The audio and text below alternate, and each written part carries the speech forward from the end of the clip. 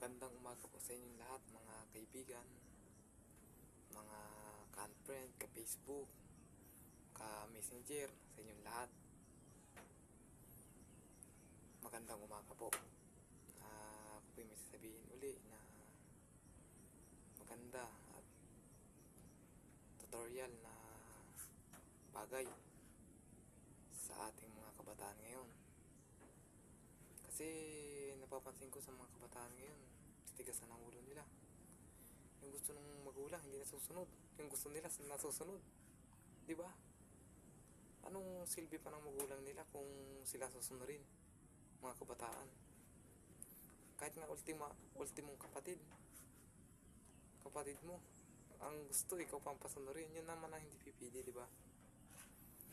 Kahit naman tayo naghihirap lang na tao, hindi yung piling gawin nila sa magulang natin hanggang buhay tayo, mga kapatid nila. Kasi sala din yung nakita ko, kasi may nakita kanina ako na galing ako ng Atimonan, Quezon kanina na nakita ko.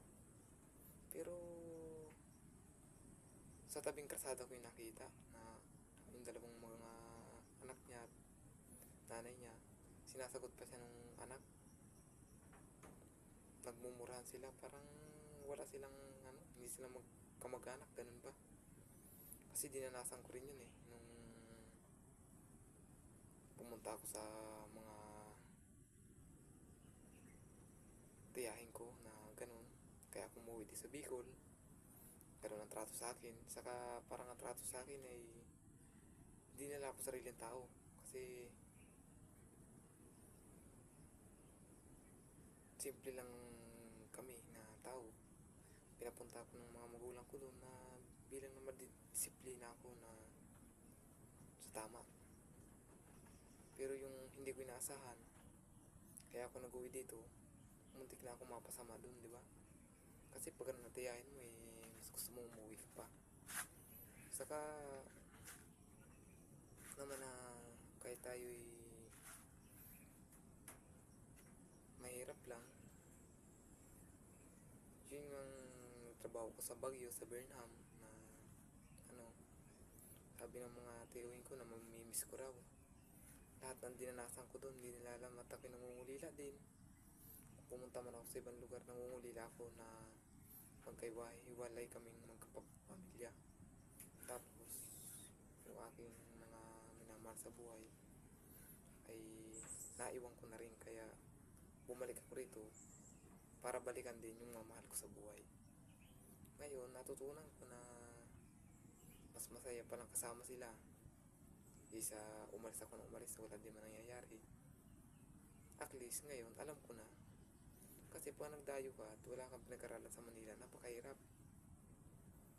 Yun nga sanang ma-apply ako sa motor course. Sabi nila na buhay daw ang kapalit doon, tapos ang daming hinihingi sa aking papel na pinapirma yung mga magulang ko. Yun ang sa akin. Tapos marami silang hinihingi na kailangan, kaya sabi ko, nag-isip din ako. Sabi ko, pag-iisipan ko muna sir na masali ako. Tapos nag-training ako ng 32 months, pero talagang nakatikim din ng motor na enduro na